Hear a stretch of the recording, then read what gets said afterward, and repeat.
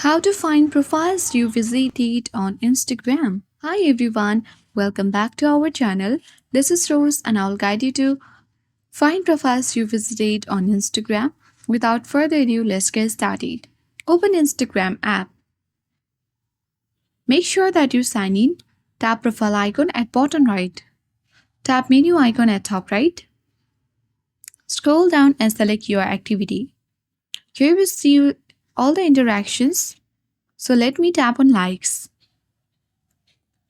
Now here you will see all the posts that you have liked on Instagram. If you liked a post from a profile you visited, you can find it here.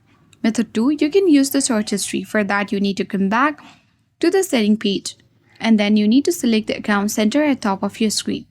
Select your information and permission and select search history to see the profiles you have searched for. So you need to select your account and here, since currently there is no search history, but if you have any, you will easily find it all on the section that you visited on Instagram. So that is the two ways to find profiles you visited on Instagram. I hope this guide was helpful. If it was, then do like, share, comment, and don't forget to subscribe. Thank you for watching and I'll see you in the next video.